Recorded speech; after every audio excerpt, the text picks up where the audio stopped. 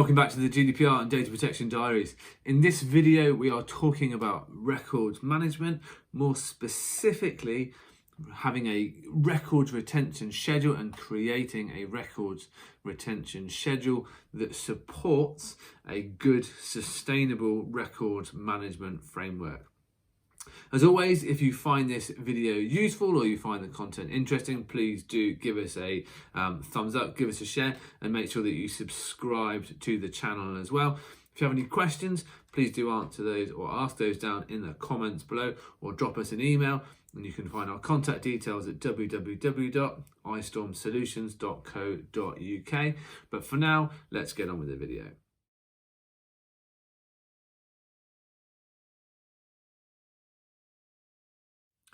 So today we're talking about records management. When we talk about records management, what do we mean?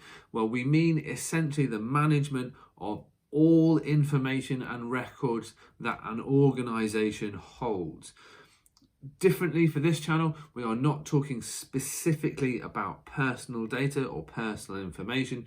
We are talking about all records created and managed by an organization. So these could be financial records, they could be personal records, they could be building records, health and safety records, training records, asbestos, health. It covers a whole wide variety of things. And that's really important for the purposes of this. And when we're talking about creating a record retention schedule, is that actually we're not just talking about things in a data protection context anymore. We are talking about a much wider context. And that's why it's important to have a good, well-documented records retention schedule. And that's what we're going to talk about more today. So very often the clients that we come across as iStorm Solutions have a belief that records management is a really challenging activity, and it's something that very often organizations just don't want to look at. They don't want to put the time into, because they think it's going to be complex, it's going to take a lot of effort, and it's just not something they want to put the time and the resources into. I'm not going to sit here and say that records management is not complex and it's easy, because it's not. It is a complicated process, but there are some things that you can do to make that process easier, make it easier to manage. And part of that is, as I keep saying, by creating a records retention schedule. So good records management doesn't have to be complicated, but it does take time. It does take a bit of resource, and you have to give it the chance to work its way through. The benefits of good records management are obviously clear. Not only can you reduce your storage costs, so if you're using off-site storage for your hard copy or paper storage, even if you're using cloud storage for your digital and your online world, you can reduce those costs by just changing and managing how much information you keep and how long you keep that information for. But you can also reduce your business risk. So the more information your organization holds and the more sensitive that information is, be it healthcare records, employment records, customer information, financial records, the longer you are holding that information, the greater the risk is associated with that. So if there was an incident, if there was a breach, somebody got into your systems, got into your networks, exploited a vulnerability, how much information are they actually going to be able to access, and how important and pertinent is that information? So having good records management in place and having a good retention schedule that tells you and makes sure that your organization deletes things when it doesn't need it anymore is a really important thing, and it's a real benefit to any organization to have. So the context of this video, or the basis of this video, is actually about creating a records retention schedule. A record retention schedule is a really, really key part of any records management framework, because it's how an organization defines what information it is that they store, how long they're going to keep that information for, and who is the owner, so who is the final decision maker when it comes to deciding whether or not that information should actually be deleted or destroyed from any systems, from any networks, and from any offsite storage facilities. Very often, we often get asked by our clients, can we provide them with a documented template? Is there a format they should be using? Is there a tool that will do records management for them? And the answer to all of those questions is, of course, yes. There are templates that you can use. There are setups that can be used to make this easier, but actually it is really not a complicated thing to do, and creating a record retention schedule can be done in 3 quite easy steps. Step 1, you need to create a format, a structure, a document that you can maintain all of this information on. My recommendation is always to go back to Excel, because Excel allows you to add, remove tabs. You can put information easily within it. You don't have to worry about formatting. You can control version controls, and it's just a good, easy piece of software to use when you're creating a retention schedule. You only really need about 3 or 4 columns. So you need the type of information that you're holding, be it financial records, personnel records, customer records. And then underneath those sections, you can then define different individual categories of information. You need your retention period. So how long do you need to keep that information for? So how many years from the date of record creation do you have to keep a record of that information? You need your document owner. So who within the organization owns that piece of information, owns that data?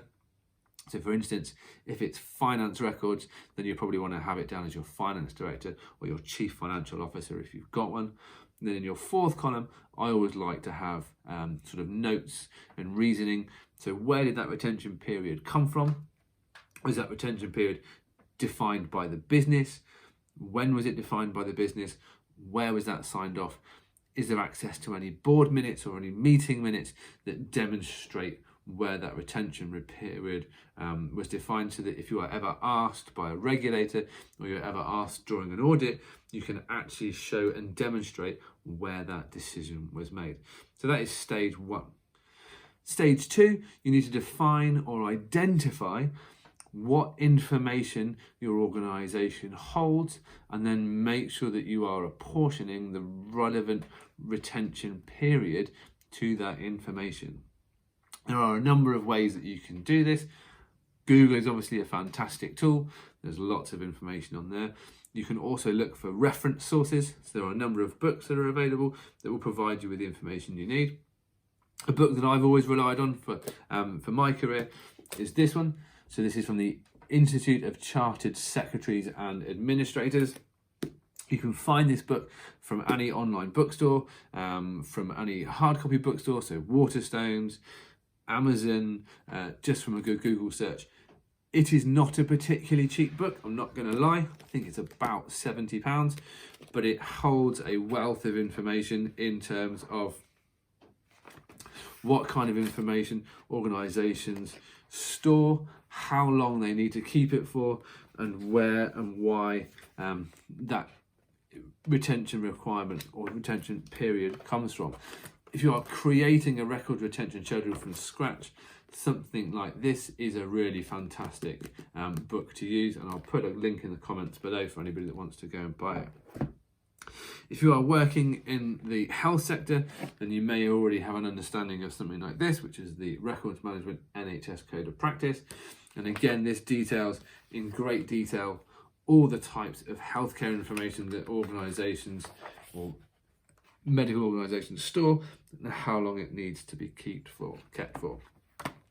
With both of these things, the important thing to point out is that these are talking about minimum retention periods. So this is not about saying we've hit this marker, we need to delete the information today.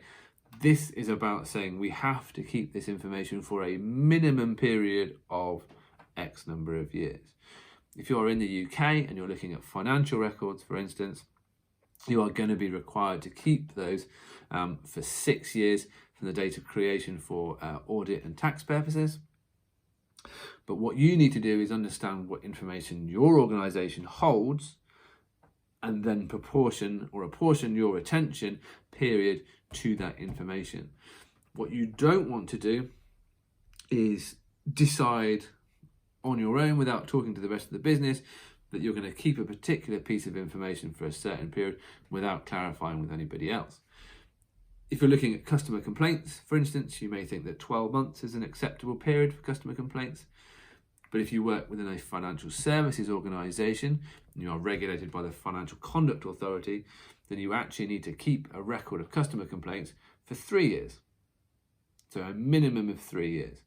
So by talking to the business, talking to the information owners, as we talked about in step 1, identifying who those people are, go to them with an idea of the retention period that you think is appropriate, and then asking for their sign-off is key when you are creating your baseline retention schedule. Step 3. Step 3 is how do you roll out your retention schedule. So once you have your baseline document, once you have your spreadsheet, once you've used your reference guides and you've spoken to the document owners, you then need to make sure that this information is passed out, this information is trained out to your organization. This, unfortunately, is the part that is not so simple. This will take time, it will take resources, and it will take effort. But once the organization is aware that these retention periods exist, believe me, it becomes so much easier, and people will start to appreciate that they now have a documented template or documented instruction that tells them when they can and cannot delete things. And that's a huge thing for people to have, and organizations tend to thrive when they have that information to hand. My advice is make sure that your retention schedule is easily accessible to the organization. So if you have an intranet, place it on there. If you are building systems, if you are building new processes or new technologies, reference people to the retention schedule during that scoping phase, because you may be able to automate retention further down the line. And my other top tip is have a day or a week dedicated to the year, depending on the size of your organization, where you specifically encourage people to look at records management, look at the information that they are holding, encourage people to carry out an audit of both their digital and their hard copy estates, and start to look for the things that your organization is storing that actually you just don't need anymore. And you'll find once you start that process, and once you get people in the mindset of starting to delete the things that they don't need anymore, that your retention schedule starts to take shape, and the organization will really start to get to grips with what it is that you are trying to achieve. The key thing here is that having a retention schedule is not just about blanket deleting, blanket destroying things. It's about giving your organization the authority, giving them the permission, giving them the correct structure so that they can start to review the information that they hold and actually make sure that they're not keeping stuff that they just don't need. It helps to reduce risk, it helps to reduce costs, and the long-term benefits are clear. But having that documented baseline record retention schedule just brings it to life and makes it a much, much easier sell when you're within your organization. As always, this is a fairly brief overview of what retention schedules mean for an organization. If you have any questions, please do drop us a comment down below, or you'll find our contact details on the website, which runs across the bottom of the page. If you found this video useful, please do give us a like, give us a share, give us a thumbs up, and subscribe to the channel for more videos. And we really look forward to speaking to you again in the near future. Thanks very much.